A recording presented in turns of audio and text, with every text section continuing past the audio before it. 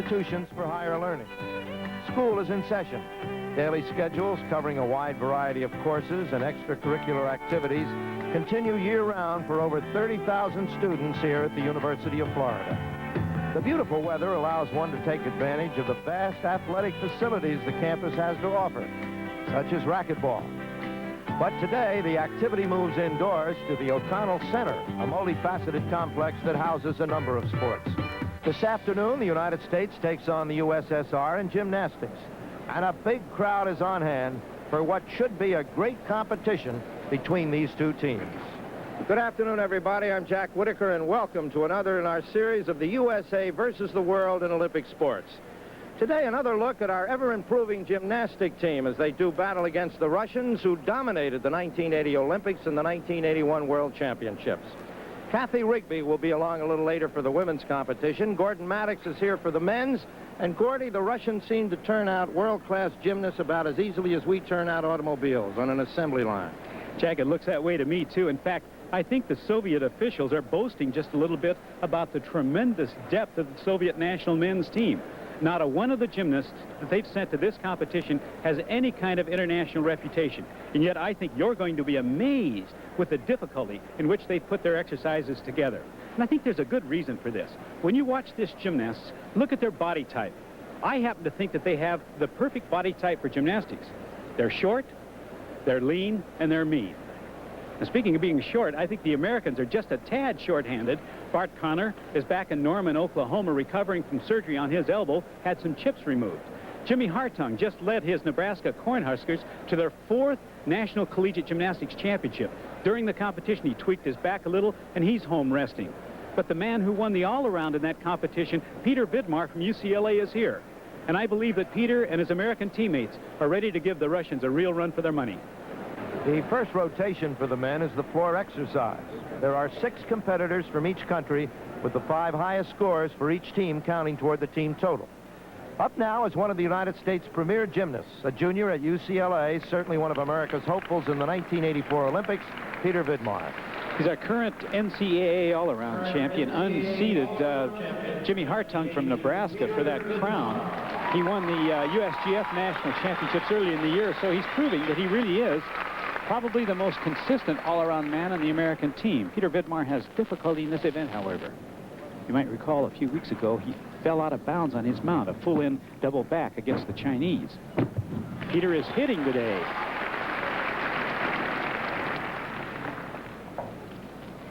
Very difficult move, Jack, as you've pointed out so many times. Holding yourself up while on your fingertips and then pulling your feet through is not an easy task. It requires flexibility, strength, and maybe a little luck. Watch this now, a half twisting step out. Do a full twisting dive roll. Peter doesn't have an extraordinarily difficult routine. His job here is to hit it with a minimum of problems. Now, he's just about reached the minimum time limit, which is 50 seconds. If you hear a little bell in the background, that will mean he has made it. There's the bell. He has 20 seconds now in which to do his dismount. Peter's had a commendable exercise up to this point. He'll try to perform a nice double back somersault. Get out of it cleanly. Oh, nice exercise, Jack. Peter Vidmar, a member of the national team since 1979. A strong performance here by Peter Vidmar in the floor exercise. Let's take a look in slow motion at the dismount, Gordon. Well, now, Peter is going to have to generate some speed. Watch his round off. Takes his round off here, goes into the back handspring very quickly, good momentum, and perfect leg form as he makes a terrific landing. Peter Vidmar and a 9.85 as the United States is off to a tremendous start. Back with more of the floor exercise in a moment.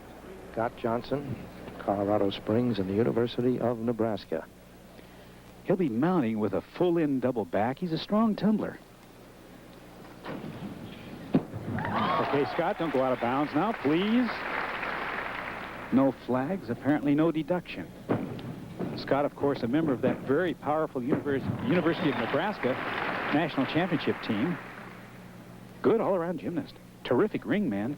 And normally extraordinarily strong ringmen aren't so good on the floor here, but Scott's the exception to that.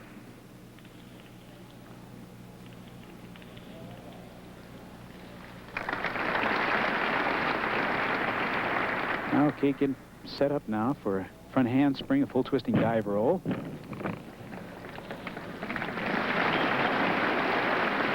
And then he'll be doing another double back somersault for his dismount. There you've heard the bell signifying that he's met the minimum time. Now Scott Johnson again trying his third double back somersault, the dismounting double back. Oh, great exercise. Scott Johnson. And Mr. Whitaker, the Americans are cooking. And the applause being led here by the men's coach, A.B. Grossfeld. A fine performance by Scott Johnson. They anticipate a good score to keep the momentum going that has been established early in this meet by the United States men's team. And there it is, a 9.75 for Scott Johnson. A very good score indeed. Yes, sir, let's go. As we await now the floor exercise of Sergei Kishnikov. At 23 years old, a veteran. He's won gold medals in the floor exercise at the World University Games in Mexico City, and he was the national champion in it in 1977. And watch this mount, a piked double back somersault. Extreme height. Sergei Kishnikov is one of the strongest tumblers ever. And I once on another show when he was here for the American Cup a couple of years ago, referred to him as almost Mikhail Berezhnikov look-alike. Berezhnikov, of course, being the great ballet dancer. Kishnikov is so stylish in his work. Watch the height now that he gets on this Arabia dive roll. Just almost goes into orbit. And this audience certainly appreciates his work. Now here comes a Thomas Flare. Probably the most universal move in gymnastics in the world now. Now watch this. Nice wide arm handstand. Now we've heard the bell, so Kishnikov now has about 15 seconds left in which to do his tucked double back somersault dismount. Oh, and Sergei is really hitting, Jack. Sergei Kishnikov from Rostov in the Soviet Union in a very strong performance here in the floor exercise. He's one of their best all-around performers. And let's take a look in slow motion now at his mount. And boy, does he get some lift in this thing, Jack. Watch this now. Round off back handspring first, and then watch him punch the floor, take it up in the air. Very good leg form. Oh, that's just dynamite. Dynamite is right, Gordon. Look at this score, a 9.85 for Kishnikov.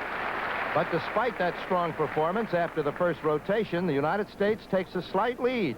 48.4, the USSR 48.05. His lead in the all-around competition with this 9.8 performance on the Pommel horse. The 20-year-old UCLA junior showed why he is the 1982 NCAA champion in the all-around, as well as in the Pommel horse. Vidmar's performance helped to increase the United States lead in the overall competition. USA 96.75, USSR 96.1. Now for the United States, we have Mitch Gaylord on the rings. And Jack, he won't disappoint you here. He's going to show you some really heavy-duty stuff. He'll start off with a locked arm back kip into a L cross,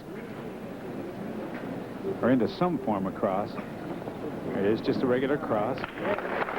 Now those are very long levers. He has long arms, makes the cross much more difficult for him than it would, say, one of the top Soviet kids. Here comes a whippet now. Call it a honma or whippet, depending on which country you learned your gymnastics in. Now another strength move is coming up shortly. A planche.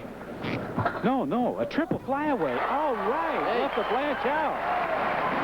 Nice triple flyaway. There is Mitch Gaylord, two-time All-American at UCLA, getting the congratulations from his teammates and a hearty reception here from the crowd. Gordon? Well, now let's watch. In order to get that thing turned around 3 times, he's got to hang on and get a little bit higher and then really shorten his radius, and that's just about as well as that can be done. Mitch Gaylord, and that performance is worth a 9.8, and the Americans keep on the offensive. And next on the rings is Peter Vidmar. And coming into this competition, Peter is the leader in the all-around. Remember, Jack, a couple of weeks ago when we covered the USA versus China, what a sensational exercise he turned in the rings? Well, what an opportune time to do the same thing again. He could help his teammates immeasurably at this point. Okay, now settle down a little bit. Show you a couple of whippets in a row now, right after this handstand. Whip it. Roll. Whip it. Yep. Cross. And a nice L cross. Now he still has to press to a handstand, and he should be pulling his hollow back press right here. And at that point, he'll bail out for a dismount, a pike half-in, half-out double. Oh, boy. All right, Peter. Peter Vidmar, the 1982 NCAA champion, on the rings. Getting congratulations from his teammates. And the score will be 9-7-5 for Peter Vidmar. And he should be happy with that performance. Next for the Russian team, a young man they're counting on. This is Sergei Gribkov. He's 17 years old. And this is a real example of weight-to-strength ratio. He looks out and out skinny, but watch this. He'll do a kip to a cross, hold the cross, and I should pull out of it. Come on, Sergei. Push down, baby. Yeah. That's easier for skinny kids, Jack. Giant swing. Now a giant swing probably in the other direction. Another handstand. All right, here comes a layout double flyaway. Oh, right on it. Sergei Gribkov in a fine performance on the rings. And let's take a look in slow motion. And it's very difficult to turn this layout double around. The body is so long, and Gribkov really does a whale of a job. Doesn't he just? And it's a 9-8-5 for the Russian. A very strong performance. And Gribkov has brought the USSR closer in the team competition. USA 145.3, USSR 144.95. 19-year-old Tim Daggett of Springfield, Massachusetts, who's Peter Vidmar's roommate at UCLA, was the outstanding performer in the vault competition, scoring a 9.8 and helping the United States to retain their lead in the overall competition. In the parallel bars, Peter Vidmar was again the outstanding performer. His combination of strength and style and an almost flawless performance helped him to score a 9.9 as the United States continues to hold on to its slim lead. USA 242.6, the USSR 242.40. We move on now to the high bar competition, the apparatus on which the United States has made vast improvements. Kurt Thomas helped set the style for the United States men. Now let's remember back to his gold medal performance in the 1979 World Championships with Jim McKay and Gordon Maddox.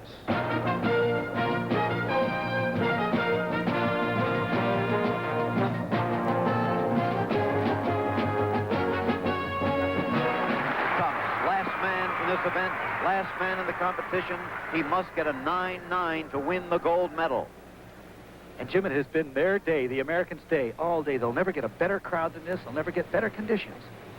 Here comes a Dolchev now by Thomas. All right, Kurt. Now, let's hope he doesn't lose his concentration after getting past the tough part of his routine. This is a German giant done only as Kurt Thomas can do it. Yeah, double German. 9-8-5 will not tie him.